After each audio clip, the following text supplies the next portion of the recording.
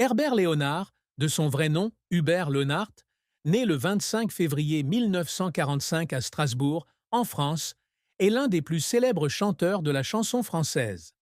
Avec sa voix chaleureuse et son style d'interprétation émotionnelle, il a conquis des générations de fans grâce à ses chansons d'amour profondes.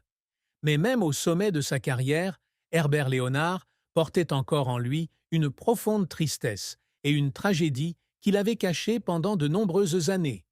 Derrière les lumières de la scène se trouve un homme qui a connu de grands hauts et des bas dans sa vie personnelle, en particulier dans le mariage et l'amour. Le mariage d'Herbert Léonard est une histoire complexe, comportant de nombreux niveaux émotionnels. Il rencontre Cléo à la fin des années 1960, alors que sa carrière commence à décoller.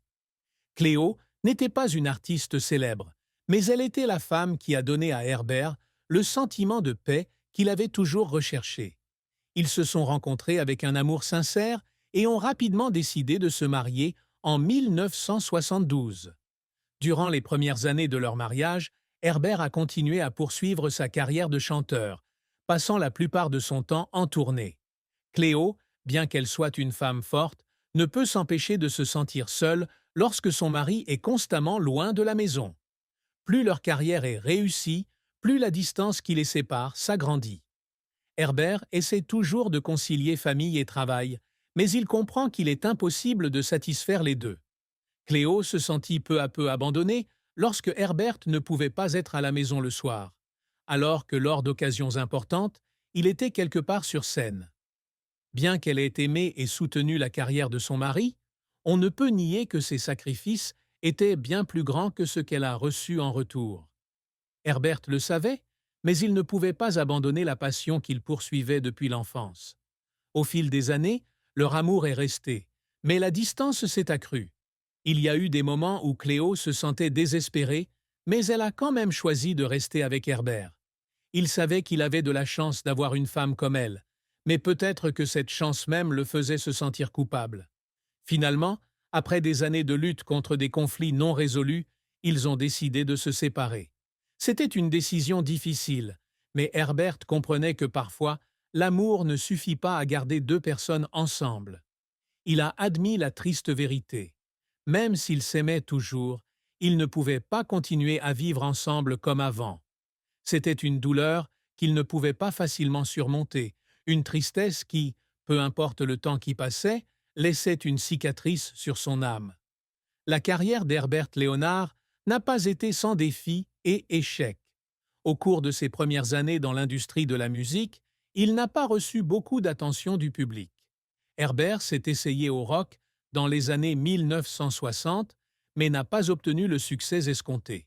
Ce n'est que dans les années 1980, lorsqu'il se tourne vers les ballades pop, que sa carrière décolle réellement. La chanson Pour le plaisir, sortie en 1981, met son nom au premier plan et devient l'une des chansons d'amour les plus classiques de la chanson française. Mais le chemin vers le succès n'est jamais facile. Malgré ses nombreux succès, tous ses albums n'ont pas atteint les ventes escomptées. Il y a eu des moments où ses produits ont été éclipsés par les nouvelles tendances musicales, et il y a eu des moments où il s'est senti laissé pour compte dans le cours des choses. Il a foulé les plus grandes scènes, mais a également dû se produire devant un public clairsemé. Herbert n'a cependant jamais perdu sa passion. Pour lui, la musique n'est pas seulement une carrière, mais aussi une raison de vivre, la seule chose qui l'aide à se retrouver au milieu des bouleversements de la vie. En plus de sa carrière de chanteur, Herbert est également un chercheur en aéronautique avec une passion particulière pour les avions militaires. Peu de gens savent qu'en plus de la musique, il a passé de nombreuses années à faire des recherches et à écrire des livres sur l'histoire de l'aviation, en particulier sur les avions de chasse soviétiques pendant la Seconde Guerre mondiale. C'est une autre facette de lui, une passion qu'il partage rarement avec le public. Herbert n'était pas seulement un artiste, mais aussi un homme profond, toujours curieux du monde et en apprentissage constant. Mais malgré ses succès professionnels et ses passions en dehors de la musique, Herbert Léonard portait toujours une profonde tristesse dans son cœur. Il a admis un jour qu'il y avait eu des moments dans sa vie où il se sentait extrêmement seul, même devant des milliers de spectateurs. Il peut toucher le cœur de nombreuses personnes, mais ne peut toujours pas effacer le vide de son âme.